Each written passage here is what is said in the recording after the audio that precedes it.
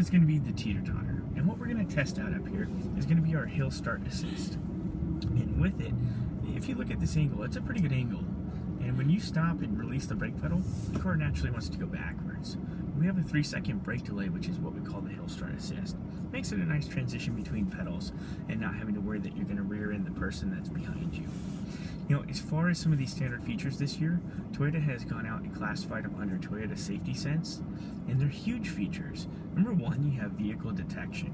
So if you're driving around and the computer thinks that there's a likelihood of a front-end impact, it's going to go ahead and warn the driver visually and audibly. Now, if it thinks that there's an extreme chance of a front-end impact, the vehicle may even apply the brakes for you. And not only is it looking for vehicles, but pedestrians as well. And, all right, here we go. We'll get into the rest of the standard features once we get on the other side of this. All right. And so I'm going to stop right here. So my foot's on the brake pedal. I'm going to go ahead and release. 3, 2, 1, and then we roll backwards. Plenty of time to transition pedals here. On up we go. All right. Kind of like a car elevator. Now what we have in front of us is our winter driving scenario.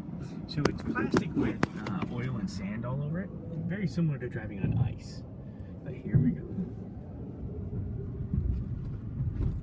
And we're going to do this two ways. I'm going to go ahead and stop as soon as we get on here. And I'm going to give it full throttle, and then we're going to brake pretty hard, so brace yourself here.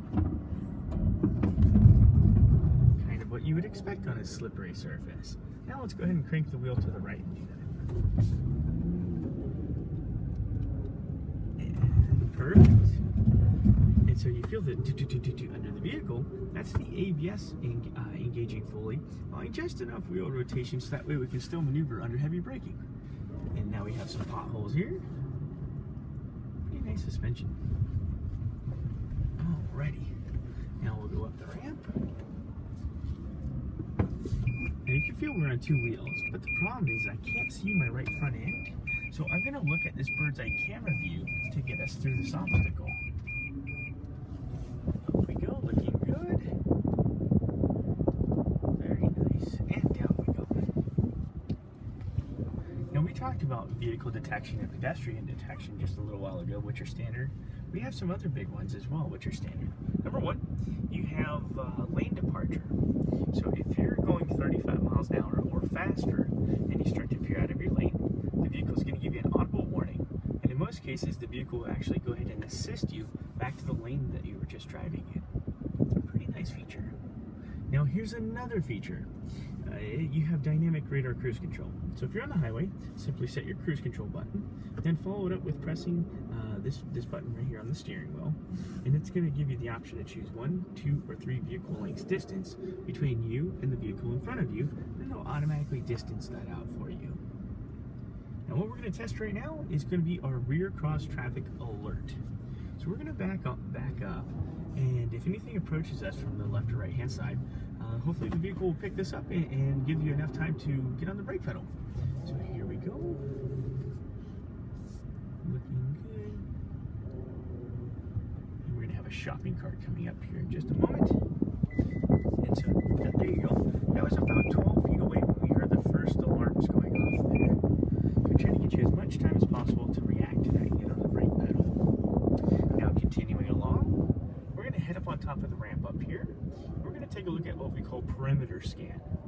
And it's really kind of nice. It's almost as if you're standing outside the vehicle and then walking around it to view the vehicle. Here we go.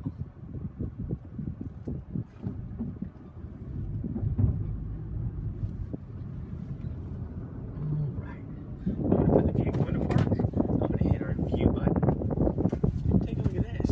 So you can see people walking on our left-hand side. We have the up ramp, the down ramp, the water and grass underneath us. And what's nice, this is real-time view. You'll see my hand in here. 4 total cameras getting us that angle.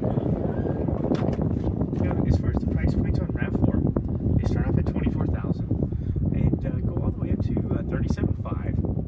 And that's what this one is. This is our hybrid version. And there's only 2 trim levels available on hybrid, XLE and Limited, this one being the Limited Edition. Right.